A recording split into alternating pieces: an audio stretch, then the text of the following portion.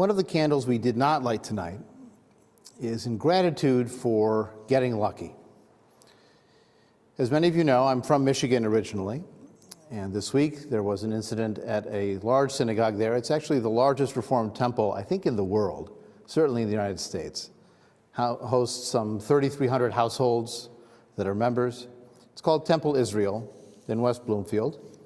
It's about 3 miles from my mom's condo, about 8 miles from the founding congregation for Humanistic Judaism. And this week, someone decided to take his F-150 truck, appropriate for Detroit, unfortunately, and ram it into the preschool entrance of the building and try to turn down the hall and hit people. He loaded up the truck with fireworks and gasoline to create smoke and fire, and he had a gun. The security guards there acted quickly and stopped him. His vehicle got stuck in the hallway, and he couldn't get out of the vehicle. In the end, it turns out, I just read this afternoon, he shot himself, and that was the end. Now, what's the immigration angle on this story? Well, this man, the perpetrator, was a naturalized U.S. citizen from Lebanon. Last week, in an Israeli air raid against Hezbollah, he lost 2 of his brothers and his niece and nephew. Now, Hezbollah has been shooting rockets at Israel. Israel has been targeting Hezbollah targets. This has happened during the war with Gaza, after the war with Gaza, and now during the war with Iran. Now, his loss does not in any way justify attacking a preschool with a truck and a gun and fireworks to cause a fire, to kill children. More misery will do nothing to bring his family back. And blaming Temple Israel because of its name does not change anything about the state of Israel and what it does in response to rockets. To do so is anti-Semitic and wrong. And as Gandhi supposedly said, but no one can prove, an eye for an eye makes the whole world blind. Now, after this, will all Lebanese immigrants face prejudice because of what this one man did? The same kind of group guilt that he acted on by attacking American Jews? Does this incident challenge or change our perspective on immigration and vetting procedures and even Americanness? Or is his immigrationness not the point, but rather we should focus on his own personal story and his hatred and his choice of violence? There is no one Jewish perspective on anything, because life is complicated, and we look at the same events from many perspectives and values. Israel is fighting Hezbollah and Iran to make itself safer, but in doing so, it can make Jews elsewhere less safe. Some Jews who support immigration to America might not be accepted as Jewish if they try to immigrate to Israel by the Orthodox bureaucrats registering personal status. They say there are 70 faces to the Torah. There are at least that many faces to reality. My family story is a story of immigration. My mother's family came in the early 1900s from Eastern Europe. I was always told from Lithuania and Belarus, but it turns out that Belarus was actually Ukraine because the lines keep moving and nobody really knows. It was all the Russian Empire back then. And they first landed in New York City, but when the influenza epidemic struck, they became internally displaced, we would say now, and moved to Detroit. And that's where my mother was born.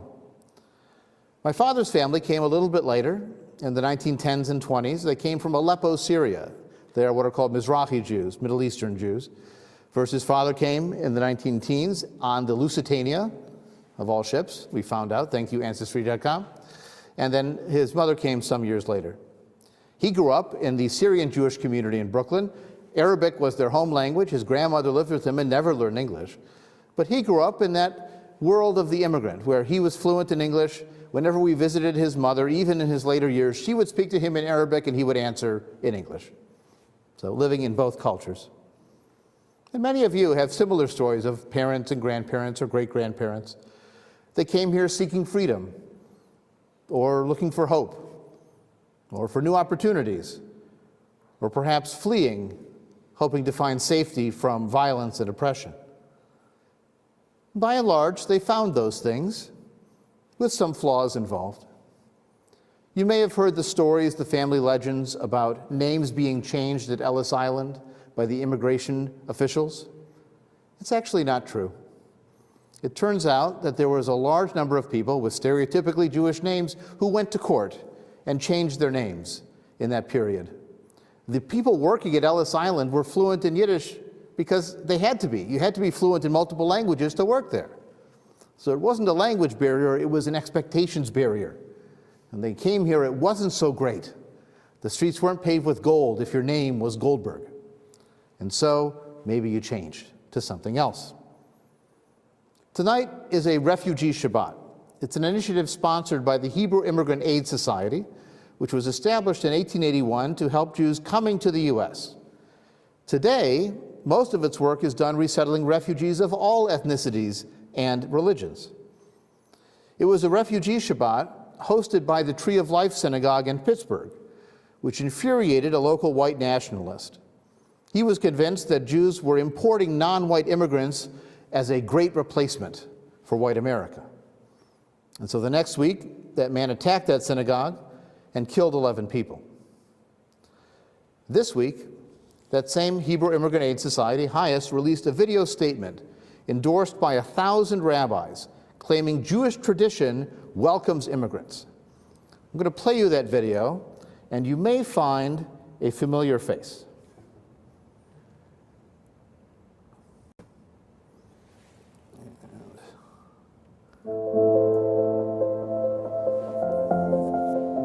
You shall not wrong or oppress the stranger. For you were strangers in the land of Egypt. You shall love each one as yourself. There should be one law for you and the resident stranger. Jewish tradition is clear, so too are the lessons of our history.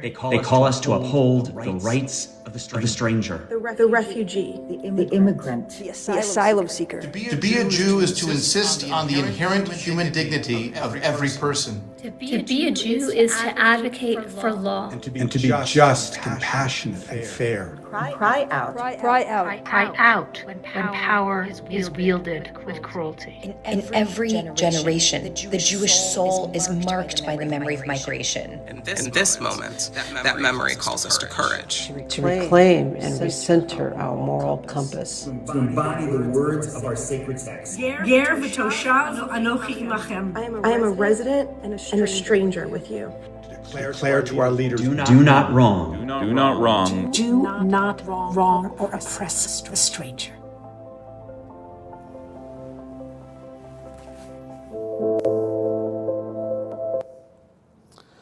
So that's it, right? Sermon over? It's been proven definitively. Jewish sources, Jewish tradition, Jewish history, all those rabbis tell us that Judaism as a whole endorses compassionate and welcoming treatment of the stranger, the refugee, the immigrant. Well, despite my participation in that video, and they didn't let me add footnotes or caveats to the text, it's not that simple. Don't forget, Stephen Miller is also Jewish. He had a bar mitzvah, he had a confirmation, he identifies as Jewish today, he married someone Jewish. That is also Judaism. He is also Jewish. Recall that for most of Jewish history, Jews were the migrants and the immigrants. We were the guests under other people's sovereignty. When Jewish meant Judean, and we had our own territory, there are suggestions that even back then there was some acceptance of diversity, when we did have the power of managing the immigrant. If you read the laws of Passover, there are provisions that the stranger had to observe the rules of matzah and no leavening during that week of Passover.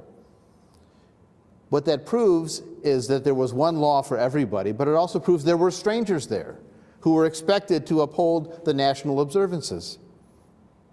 Many of the Torah laws express concern and care for the stranger. The Hebrew word is ger. We'll come back to that in a bit. The stranger, the ger, was thought to be weak and deserving protection, in the same category as the poor and the widow and the orphan. If you're gleaning wheat fields for the wheat that has fallen, if you are demanding equal treatment under the law, You are explicitly prohibited from oppressing the ger, the stranger. In the saga of King David, the episode with Bathsheba, where the army is out fighting and David is home in Jerusalem and sees a beautiful woman and wants to take her for himself, and then she becomes pregnant, but of course her husband is away fighting like all good husbands should be. They bring him back, and David tries to get him to sleep with his wife, to spend the night there. He refuses. He said, my fellow soldiers are in the fields. He sleeps at his doorstep. He refuses to enjoy his wife. This man's name is Uriah the Hittite. He's a Hittite. He's from a kingdom in Turkey, thousands of miles away from the land of Israel. But he is a model and loyal soldier. He is betrayed by King David because David sends him back to the front to be killed, to clear the way for David to take his wife. But clearly, again, reading between the lines, Uriah the Hittite had no problem marrying Bathsheba, living in Jerusalem, serving in the king's army. We just recently observed Purim. I heard a few boos at a certain point. It's a carryover from that. Purim is an example of Jews living as immigrants in the Persian Empire. It's a sometimes precarious and dangerous position, but also it offers opportunities to be successful, to be integrated. You even find that in the names of the characters, because Esther has a Hebrew name, Hadassah, separate from her daily name in the street. She is both Persian culturally and Jewish by identity. Now, there's also a dark side to this period, to these foundational texts. When the Hebrews are about to conquer the land of Israel in the book of Deuteronomy, they are told to expel several nations that are already in the land.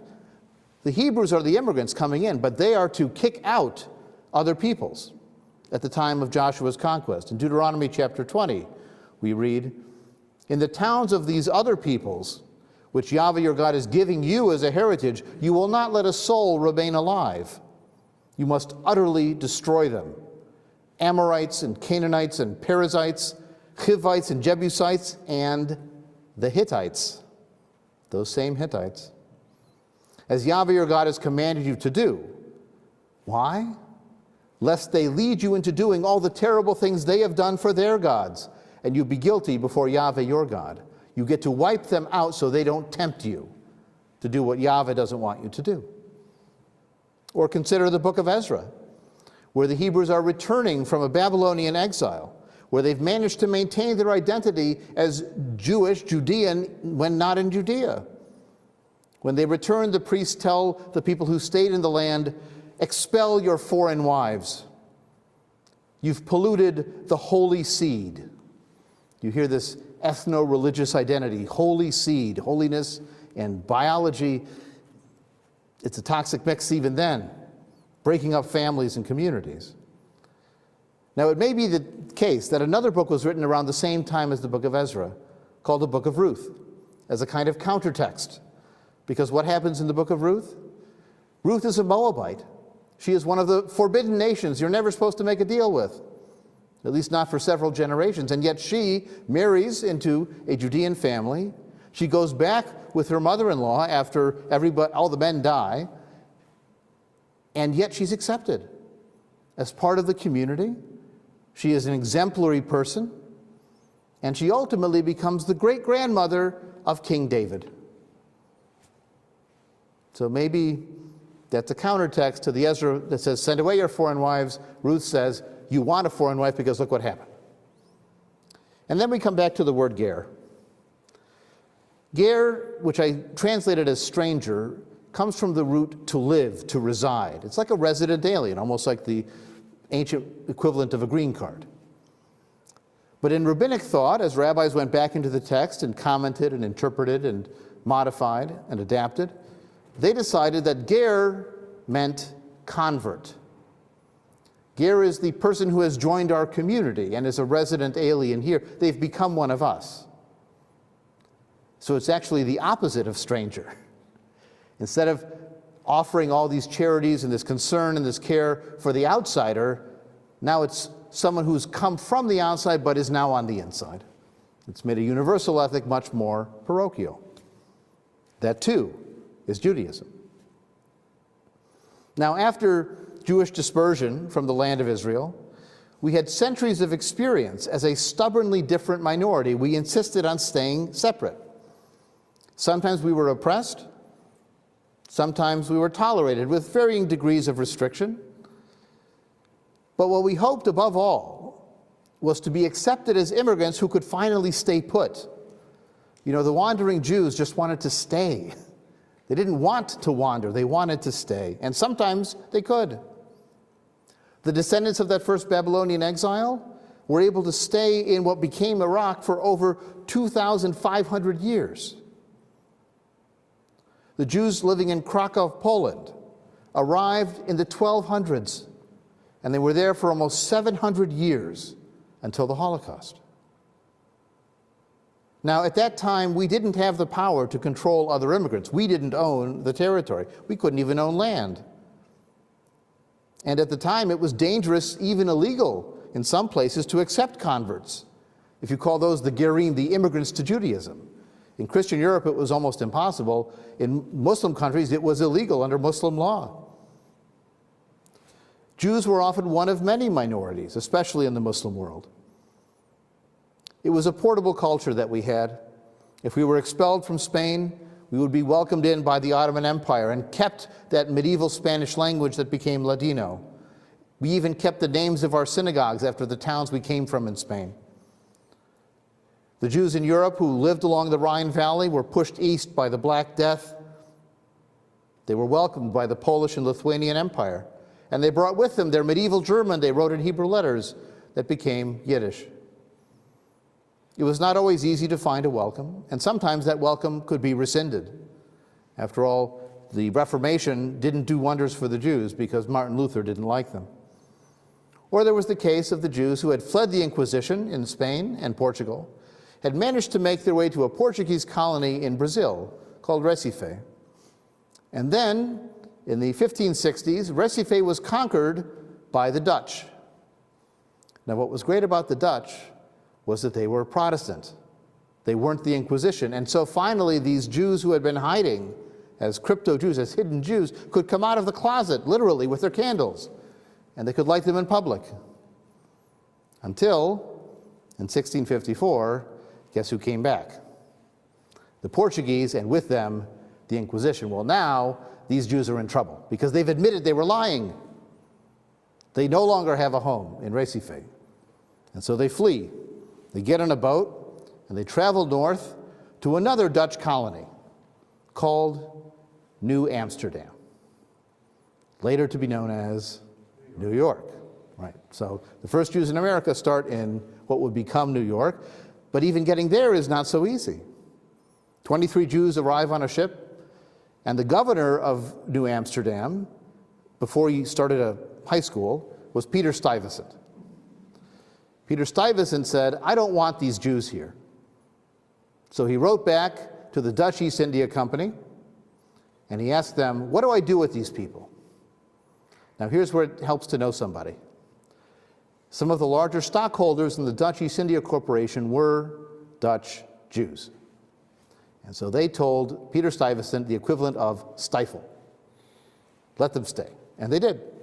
That's the beginning of Jews in America. It was an immigration experience that failed, that ultimately became a success. These memories of the Jewish refugee experience through the centuries informed Emma Lazarus, the Sephardic American Jew. Her mother's side was German Jewish, her father's side was Portuguese Jewish, and they claimed descent from those original 23 Jews from Recife. She wrote a poem in the 1880s in response to the waves of European immigration that had begun, mostly from Eastern Europe. There were some 3 million Jews from Eastern Europe that made their way to America between 1880 and 1924. They fled pogroms, they fled poverty. It includes my ancestors, it may include some of your ancestors too. Hers was a Jewish voice that articulated the American ideal of openness to immigration, open to the huddled masses yearning to breathe free. Now, today in America, we hear conflicting voices. Some want to keep that door open. Others are closing those doors out of racial prejudice or claims of preserving our culture. And the dilemma is, even if it's exaggerated, even if it comes from a place of prejudice, there is a kernel of truth that immigrants sometimes bring their own values and yes, prejudices with them. The man who committed this atrocity in West Bloomfield is from a place called Dearborn Heights, very close to a town called Dearborn, which is majority Lebanese and majority Muslim, and wonderful Middle Eastern food, by the way. If you go to Detroit, you have to go to Dearborn to eat. But in Dearborn, the city council voted overwhelmingly to take down all pride flags, to take anything LGBTQ related out of schools, because that conservative old world religious value rejects those identities. Now we know that the generation born here, the second generation, is often more acclimated to American values, to tolerance, to diversity. We've seen that in studies on anti-Semitism and many other hatreds, that the next generation maybe gets over what the old generation brings with them. But this is our challenge, you see. When we look at reality, there are these kernels that can lead to prejudice, but also lead to challenges in how we find people and help them become American. Are Jewish values represented by the Torah welcoming the stranger with dignity, or by the State of Israel's response to the Sudanese refugees that managed to make their way there, or the migrant workers that are treated poorly? There's no surprise. The answer is yes, they're both Jewish. As humanistic Jews, we approach our inheritance with the power of choice. We can choose what is most meaningful to us from our past and our present, from our people and our values.